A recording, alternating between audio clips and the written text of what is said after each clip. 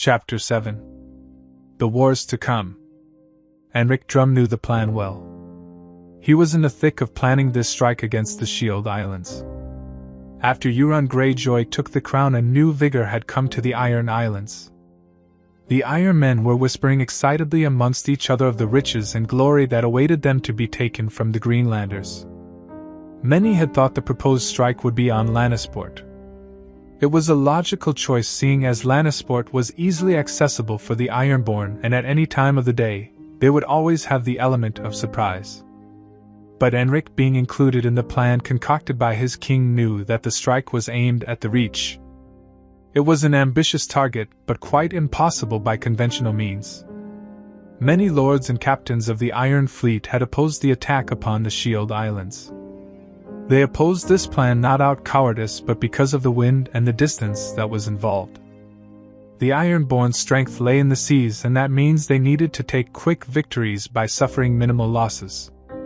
Then only would they be able to take the Shield Islands with a landing force. The problem, however, lay in with the element of surprise.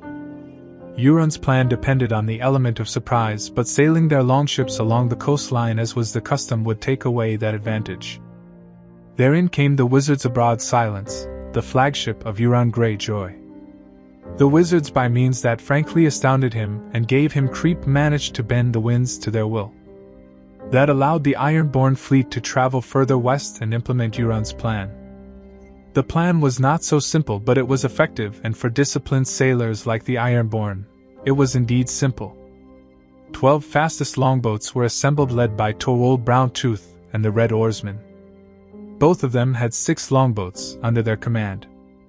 The 2 of them would lead the ships into South Shield, the closest island to the Mander River, and burn the meager fleet stationed there. Rather than engaging in close combat with the ships, the attack will be purely using artillery weapons. After this attack, Browntooth and Oarsmen will have to pull their ships back and sail into the Mander. There they will be tasked to raid and pillage to their heart's content. It was at this point the Shield Islands would marshal its remaining fleet and sail to engage the Ironborn reaving the Mander. By that point, the full strength of the Iron Fleet would engage the Shield Islands and take it by force. On the first day, the first part of the plan went without a hitch. Torwald Browntooth and the Red Oarsmen delivered on their promise and managed to draw the attention of the Lords of Shield Islands to the Mander. Now it was time to do his part of the deal and take South Shield from House Seri. It was an easy task, as much of the strength of House Seri was now fighting his king in the sea. Do not use flame arrows. I want the ports to be intact. We have need of them to raid and pillage the entirety of the Reach. Enric shouted to his men, who answered with an enthusiastic shout at the prospect of taking the riches of the Reach. Enric could make out the port of South Shield, and he counted 5 ships on the port. Unfortunately for the southern cunts, those ships were not going to be of much help. The wind was on his side, and just as his ships just closed in within the range of the enemy archers, he gave his signal. Men, draw your arrows. With practiced ease, his men drew the arrows, and the drums on his ships signaled the other ships under his command. Loose. With multiple whistling sounds, hundreds of arrows speared through the air and began to claim the Greenlanders. The return fire from the enemy archers fell short, and their arrows just disappeared into the sea. The storm god may be our enemy, but King Euron has bound the storm god. For the drowned god! Enric yelled, and his men were filled with vigor, and again they pelted the Greenlanders with arrows and scorpions. Death rained down upon the Greenlanders, and he could see many of them were just simply running back in fear. Good, let them run further inland. The landing was always the time where the Ironborn would become vulnerable. With the Greenlanders fleeing from the shores, the fight would be that much simpler. His own ship was the first to reach the port, and the ram smashed straight through one of the ships that were trying to escape, but it was to no avail. Enric vaulted over the gunwale into the deck of the enemy ship. He didn't waste any time, as he promptly slit the throat of a man who was foolish enough to hesitate to engage him in battle. This was his day to bring glory to House Drum, and he was not going to miss out a single moment. He let out a roar and charged into a group of spineless Greenlanders. The sea was turning red with the blood of his enemies, and he was sure the drowned god was watching right now. He was no godly man, but he was sure going to enjoy killing all these men and then enjoy their women as well. That day the Shield Islands fell, and the number of widows was only going to increase as days would go by. The wailing of women and children would fill the islands for many months to come, and not a soul in the Reach could help them in their time of need. John Cunnington took no pleasure in what he was doing, but he would do his duty even if that means he was cutting down men that were sworn to house Cunnington. He smacked the face of a boy with the round shield on his left hand. The boy went down with a river of blood flowing out of his nose. A flash of steel saw to it that the boy was in the grasp of the stranger. The boy was too young to die, but John didn't have the luxury to feel pity for the boy. The next moment he was slashing open the throat of another boy who was too eager to charge at him. Griffin's Roost was very unlucky to have marched their veteran combatants to King's Landing to answer King Tommen's call, he thought. This left only green boys to guard Griffin's Roost, and he had the displeasure of cutting them down. Still, he did his duty to his king. I failed the father, but I will not fail the son. He hardened his resolve and continued to fight his way into the castle, taking lives of men that should have been welcoming him with open arms. In his youth, such a thing would have sparked his temper, but the Battle of Bells had shown him the error of giving into emotions. He overreached and fought for the glory of ending Robert Baratheon's life. For that mistake, his Silver Prince lost his life at the Trident. He was exiled into Essos, and Griffin's Roost fell to his cousin. He was actually pleased that a Cunnington retained the castle, and although they lost some lands to other Stormlords, it was something that his house could live with. What was lost can be regained in this war, and after this war was over he planned to return back here and rule just as his father and ancestors had done before him. The fighting continued for some more time, claiming many a brave soldier, but facing the full-fledged forces of the Golden Company was no easy task. The Stormlanders may be a martial lot, but even they paled in comparison to the battle-hardened men of the Golden Company. The fighting dwindled down as the rest of Cunnington Guards surrendered when they realized the ease with which the Golden Company was killing their fellow men. The Stormlanders threw down their weapons, and John appreciated their surrender. He turned to Harry Strickland, the Captain General of the Golden Company. "How many did we lose?" 8 men. Another 10 is injured and won't be ready to fight immediately. Harry reported. "I will ask the Maester to treat them immediately," John assured the captain. "What is our next move? You are not planning to hold on to this castle, are you?" Harry asked. "No. I mean to match our men to Storm's End and take it before the rest of Stormlords realize what is happening. With Storm's End in our grasp, we will have a highly defensible position to wage war on the Lannisters," John reasoned as he looked at the map of Stormlands. "It will also be a symbolic victory over the Baratheons. There is also the fact that the bulk of our forces has yet to land in Westeros. We will need a castle like Storm's End to shield us from any counterattack by the Lannisters or the Stormlords. It will also take time to land the elephants." Harry reminded, and John nodded, knowing that they would need time to ferry the entire Golden Company from Lys. Only half the company had landed on Westeros, and their chosen landing site was riddled with storms. It will be a challenge to safely land the entire company in a large fleet, and that's why they were making land in few numbers at a time. "How are you planning to take the castle?" Stannis Baratheon held Storm's End with 500 men for an entire year, and the Reach army camped outside those walls in vain. Harry asked now that he knew their next destination. "We have all heard the story of Stannis Baratheon's resilience, but in that tale, there is one interesting fact. A smuggler that later became known as the Onion Knight managed to smuggle food into the castle. How do you reckon he did that?" John asked. "I am sure you have a solution." Harry subtly rolled his eyes at the Westerosi and their flair for dramatics in times of war. "There is a secret tunnel from Storm's End to the ocean. After my exile, I have been scouting out the weakness of Storm's End for this very moment.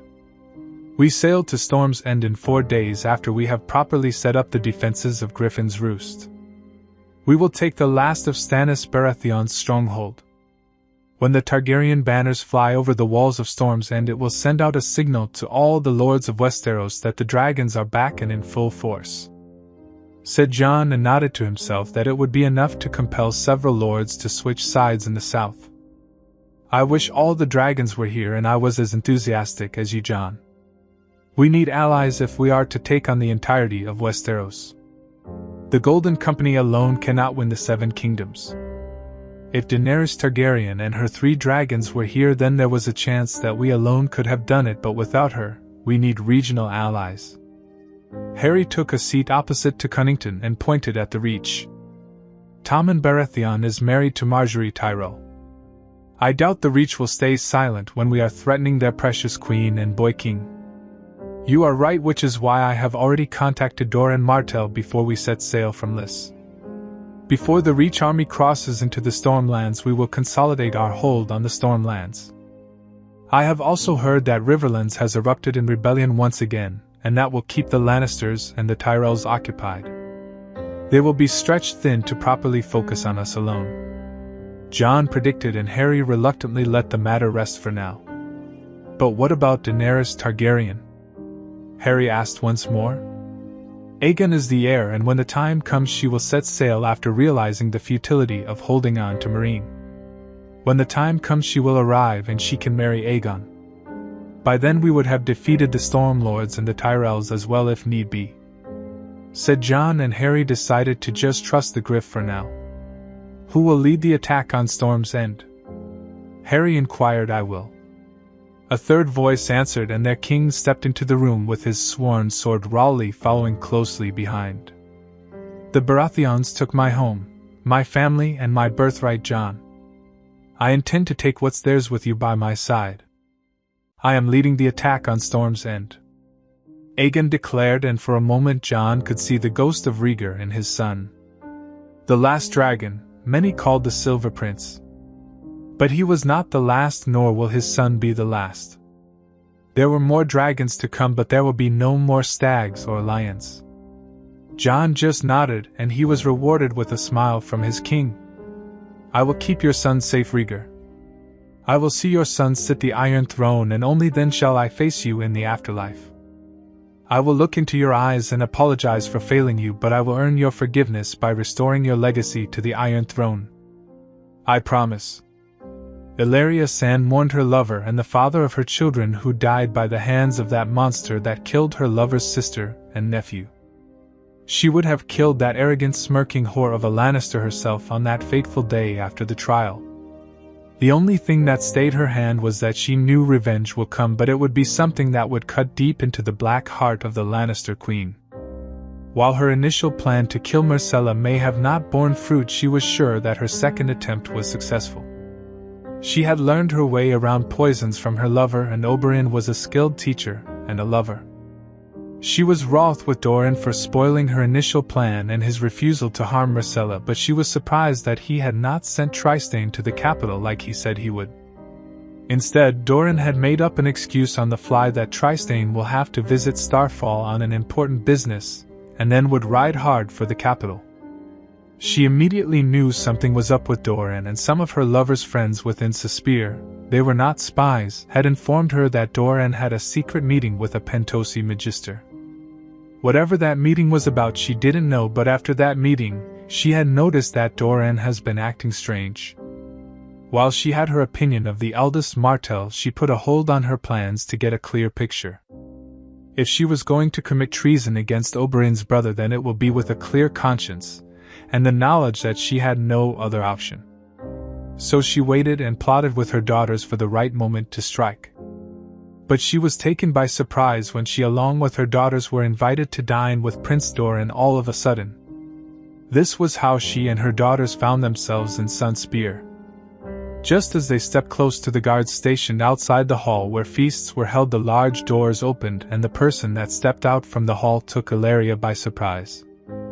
"Lady Malario?" said Illyria in shock. "Illyria?" the consort of Prince Doran exclaimed and pulled her into a hug. I heard what happened to Oberyn. We all miss him." Malario hugged a little tightly, but Ilaria didn't mind. Her brother's good sister has always been kind to her, so she was partly happy to see her return to Sunspear after her long years of self-imposed exile. On the other hand, Ilaria was troubled by Malario's presence, as too many things were happening all at once which was taking her by surprise again and again. As if that was not enough, Ilaria's eyes widened as another familiar figure followed Malario. It was a tall, buxom girl with long dark hair that closely followed Malario. Ilaria would recognize Arianne anywhere in the world, as Oberyn in his visits to Norvos has always stayed with his niece, and she was present for all those visits. When we heard the news of what happened to Uncle, we immediately sailed from Bravos. "There will be retribution, and it will be swift," said Arianne, and then the Princess of Dorne turned to Ilaria's children, greeting them happily. If Oberyn was here, he would have truly enjoyed all his family being united under one roof. For the sake of the love she bore for her dearly departed, she decided to go with the flow, dousing the fires of vengeance from her mind before she followed the princess and her mother into the hall. She was not surprised to see Doran at the head of a long table with his trusted Summer Islander bodyguard not far from the prince. "Come sit, my nieces, and you too, Ilaria. Join us at the table, we have much to discuss," said Doran with a peculiar stare that she couldn't decipher. Despite her reservations about Doran, she sat next to Malario, and her daughters sat close to Arianne, who was quick to attract the attention of her daughters with her beauty and wit. She was curious to note that Trystane was not present in this little get-together.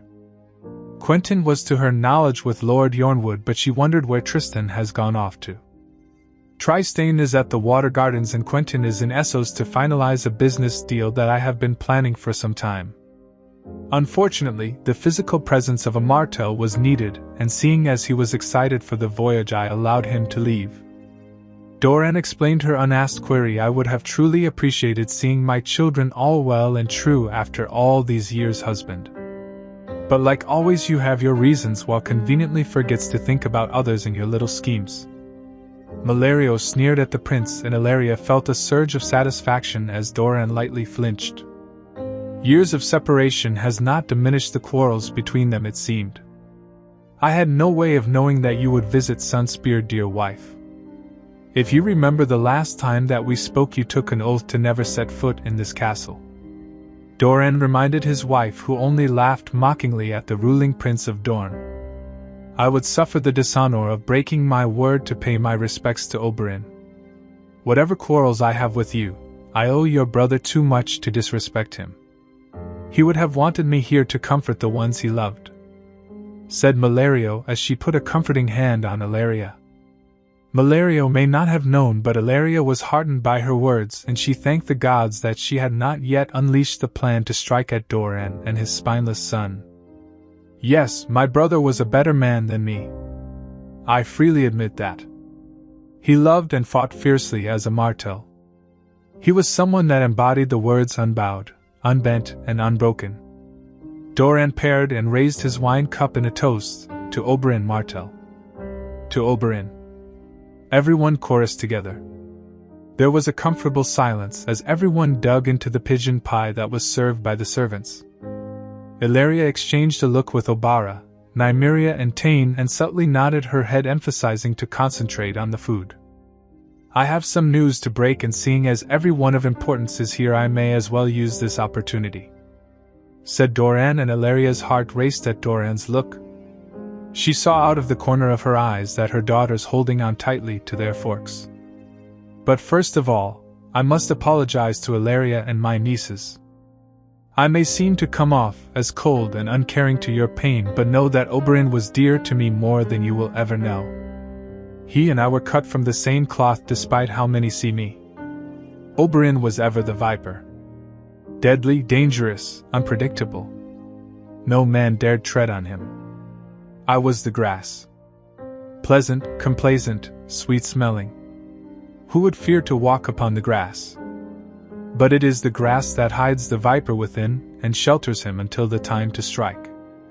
We had planned and plotted to see the destruction of Tywin and his wretched legacy. Tywin may be gone from this world, but I will see to it that Elaya's blood will be paid with the total annihilation of House Lannister. I will watch with my own eyes as Casterly Rock crumbles from within and a gaping hole is left in its place," said Doran, and Ellaria looked hopefully at the prince. "But I can't make my movements so obvious to my enemies. That is why I refused to hand over the bastard of Kingslayer to you, Ellaria, and that is the same reason why I didn't bat an eye when you gave her a kiss of death. Do you really think that I would house a daughter of that wretched house within these halls where my dear sister danced and sang with me and my family? When she was butchered by the Lannisters, I lost the last light in this world, and I closed down my heart to anyone. I refused to show my pain and anguish like my brother. Do you know why? Because I never wanted the rage and the hatred to burn out of my veins. No, I breathed in the rage and made it a sharp weapon, and now the time has come to strike." Doran paused, and Ellaria watched in morbid curiosity, as Hoda handed over a small piece of parchment. Ellaria and her daughters were already sweating quite a lot with the uncharacteristic turn of events. A great host has landed in Stormlands, and has started the beginning of the end for the Lannisters. It is being led by an enemy of House Lannister, but I need to make sure the promises made by this enemy are true. There will be fighting in the Stormlands, and I have heard that the Ironborn has started reaving across the Reach. The Tyrells will also be distracted, and while this happens, Dornish spears will be ready to heed the call," said Doran, and then turned to his daughter Arianne with an appraising look. "Are you ready to do what must be done?" Doran asked, and Ellaria was struggling to follow what was going on. "I will need an escort to accompany me," said Arianne with a shrug, and she smiled at the sand snakes. "If you are in agreement, my dear nieces, escort my daughter to Stormlands. Meet with the men called John Cunnington and Harry Strickland. Learn about someone named Young Griff and report your findings to me at your earliest convenience. You will be taking the fastest ship, and that too at your earliest convenience," said Doran, startling the entire table to silence. All of them could not make head or tails on what was happening, but Arianne was the one that asked the most relevant question. "Where will I be sailing to, dear father?" "To Griffin's Roost, my daughter. You will go to the seat of House Cunnington, but instead of a griffin, I would like you to meet a dragon. A dragon that has the blood of old Valeria and that of my dearly departed sister. I would like you to meet my nephew and confirm he is who he says he is," said Doran, and Ellaria knew not what to think of all this, but for the time being she was satisfied. All she ever wanted was to see her lover's death be avenged. The Lannisters are the enemy, and everyone that stands with them must also suffer. That is all the truth she knows and cares about. Jaime Lannister stood vigil as the Septons placed painted eyes over his daughter's closed eyes. The bells were tolling, rolling in the great sept of Baelor in honor of Myrcella. He had never felt this much grief in his life outside of when he attended his mother's funeral. He felt nothing when Joffrey was laid to rest in this very sept, and the same with his father outside of a twinge of guilt. But looking at the innocent face of his daughter, he felt true despair. She was truly a gentle soul, and he was for a moment very happy and relieved when Myrcella had called him father and hugged him in the ship after they sailed away from Dorne. He really wanted to hate the Martells for what they did to his daughter, but he couldn't for some reason muster up the hatred and rage for some reason. Looking at his daughter's gentle face, he was reminded of Elia Martell's children. Little Rhaenys with 100 holes in her body, and the babe Aegon with a smashed head. Their bodies wrapped in Lannister cloth and being presented to Robert by his own father in the Red Keep.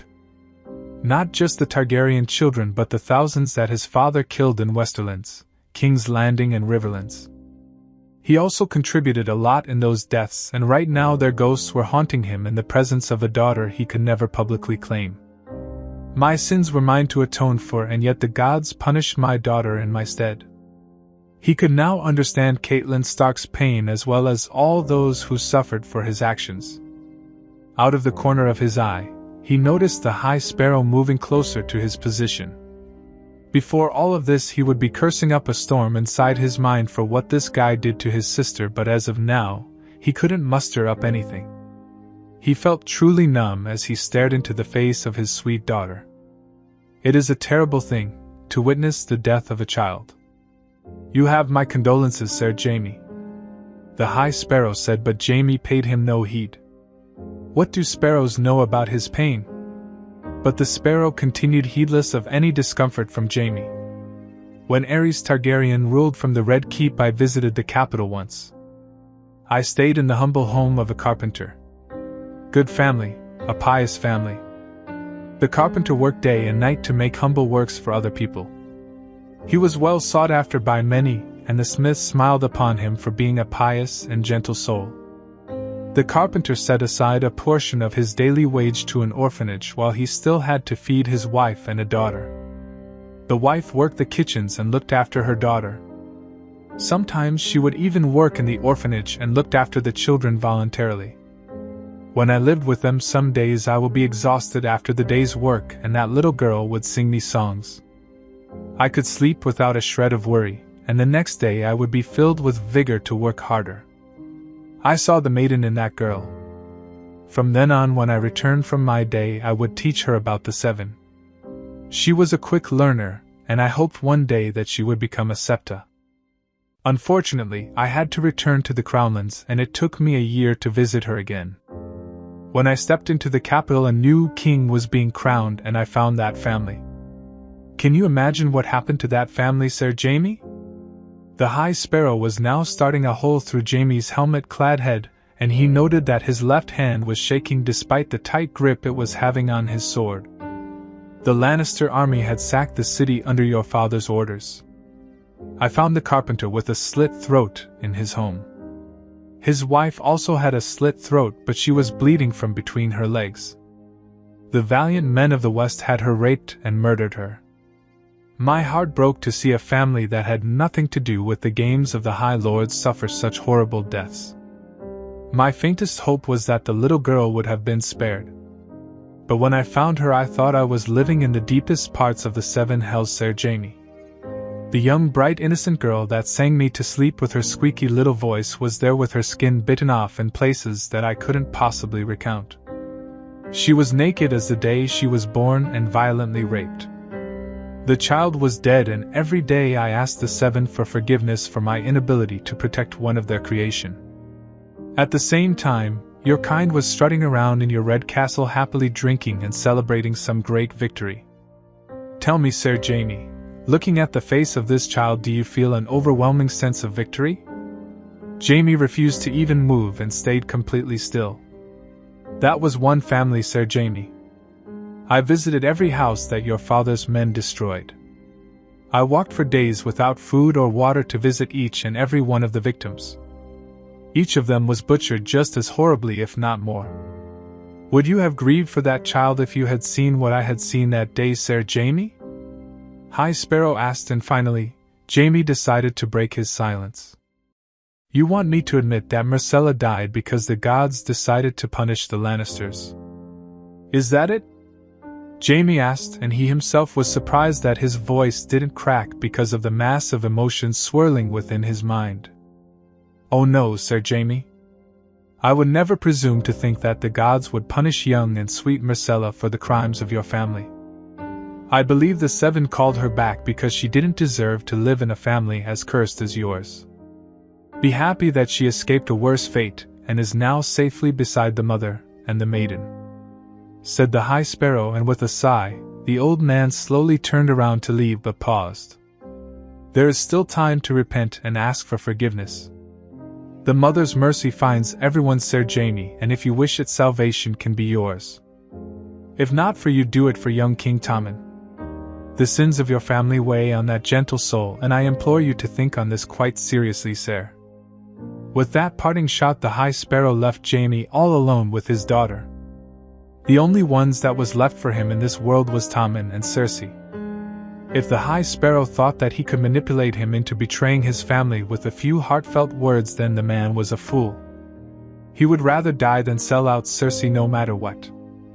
The next day saw Jamie standing a few paces away from Tommen, who was petting his cats. Sir Pounce, Tommen had named the cat, and the cat was as fierce as a knight to anyone other than Tommen. The feline was fiercely protective of his king, and Jaime was amused to note that the cat followed Tommen around the Red Keep as if it was a Kingsguard knight. "He is a sweet boy, too sweet for this world," said Cersei as she stepped right next to him. "I will not fail him like I failed Myrcella. I will be next to him as his shadow." Jaime promised more to himself. The Martells will suffer for what they did, but Tommen is in more danger than ever. The Tyrells and the High Sparrow are sinking their claws into our son day by day, said Cersei, never taking her eyes away from Tommen. "Which is why I will stay by his side. No, let me deal with Tyrells and the High Sparrow. You, on the other hand, have to secure our allies." "A raven came from the twins," said Cersei as she handed him the rolled-up parchment. "The Freys want us to help them take Riverrun and Raventree Hall." "Remind me again, why did we make them the Lord Paramount of the Riverlands if they need us to keep hold of those lands?" asked Jaime with a derisive snort. "The Freys are weak fools, but they are our allies. Lord Baelish will be moving the Vale army into the north to deal with the Boltons. They dared to keep Sansa Stark in Winterfell, and for that, they will feel our wrath. You, on the other hand, will take the Lannister armies into Riverlands and deal with Bryn Den Tully and Tytos Blackwood. By destroying the Boltons and helping the Freys, we will show the Seven Kingdoms that we help our allies and destroy our enemies. Let me worry about the Sparrows and Tyrells," said Cersei, and Jaime was looking at her in quite a bit of surprise. "Cersei, did you forget what happened when you dealt with the High Sparrow?" I know what happened, brother, but this time I am prepared. I will have Uncle Kevin to help as well. Trust me, I know what I am dealing with. What about your trial? You will be needing a champion to fight for you if it comes to a trial of combat." Jaime tried to reason with her, but Cersei merely shook her head in the negative. "That has been taken care of. Trust me to protect our son and myself, while I trust you to protect and strengthen our house. We are the legacy of our father, you and I. We will defend the Lannister name, and uphold it to the same standards that our father left it for us," said Cersei before she clapped her hands, and Jaime watched as Ser Boros Blunt of the Kingsguard handed him over a sword that was covered by a Lannister cloak. As he uncovered the sword, and he identified the sword as Widow's Wail. "You will carry this sword to Riverlands and represent King Tommen on the battlefield. You will take Riverrun in Tommen's name, and bring Bryn Den Tully to heel. You will do the same to Lord Blackwood, and when you return I would have dealt with all the Sparrows in the capital. You are the only one that I can trust to protect our family name." Cersei hugged him briefly and left him there with Tommen. Jaime was rooted to his spot for a time, his mind filled with conflicting thoughts. The fact that Sansa Stark is in Winterfell surprised him, and now the Vale army was going to deliver her to Cersei. He had sworn an oath to deliver the girl safely to her family. Failing that, he had charged Brienne to do this in his stead. He had no doubt that Brienne was in the north trying her best to safely rescue Sansa from the Boltons. Now, she will have to evade the Knights of the Vale as well as the Boltons to get Sansa Stark somewhere safe thanks to his sister. He shook his head to clear his thoughts and resumed his watch. He will have to lead the Lannister armies into Riverlands once more, but this time he will surely take a strong second-in-command with him. Thankfully, he knew a Sellsword-turned knight who would be very deserving of that position. Brienne shivered as another gust of cold wind blew through the deck of the ship. While the match through the shows to reach Eastwatch was no easy task, she was not that worried because it was relatively safe than this sea voyage. When she had escorted Lady Sansa and Alice Karstark to Eastwatch, she was surprised to note that Jon Snow had already departed on a ship to Ramsgate with Davos, Melisandre and Baelish. The brother of Lady Sansa was doing something in secret, but Sansa told her it was something that would secure them an advantage in the war and the years to come. While Brienne didn't trust anyone else with Sansa's protection, she conceded that Jon Snow was one of the good sorts. Still, she would have preferred Lady Sansa to travel with her brother rather than with the free folk. She didn't trust any of them, especially that giant of a man who was making strange eyes at her all day. "Pod, keep watch on these men. I will be with Lady Sansa for some time," I don't trust that Karstark girl to try something if I leave Lady Sansa alone with her for a long time. Brienne nodded to her squire, who dutifully took her post, which allowed her to look after Lady Sansa, who was in a cabin with Alice Karstark. She knocked on the cabin twice and announced herself. After Lady Sansa gave her permission to enter, she stepped into the cabin to see the two girls sewing Stark banners. "Join us, Lady Brienne. We could use some help with the banners." Sansa smiled sweetly at her, and Brienne didn't have the heart to refuse, even though she hated needlework. Her thoughts must have reflected on her face, because Sansa let out a small laugh. "Forgive me, Lady Brienne. You have the same look on your face like my sister Arya whenever she was asked to attend sewing lessons," said Sansa with a reminiscing face. "I am afraid I have no skills whatsoever in sewing, my lady." "I could understand why Arya would find sewing very unappealing," said Brienne, but she still took up a needle and took a seat. As she searched for the yarn amongst the finished banners, one finished banner caught her eye simply for being how different it looked compared to the Stark direwolf. "Lady Sansa, whose banner is this? I thought the Stark banner always was a running grey direwolf on a white field." "It is so, Lady Knight. Why are you—" "Oh, that's a different one," said Alice Karstark as she made a perplexed face at the banner in Brienne's hand. It was a combination of a red dragon and a white direwolf, but it was Sansa that answered the unasked question. "It's the personal banner of Daeron Targaryen, Lady Brienne. I wanted something else, but he was not so approving of the coloring," said Sansa, who went back to her stitching nonchalantly, making Brienne and Alice stare at her incredulously. "I don't understand, my lady. Who is Daeron Targaryen?" Brienne asked in worry and with a quite amount of shock.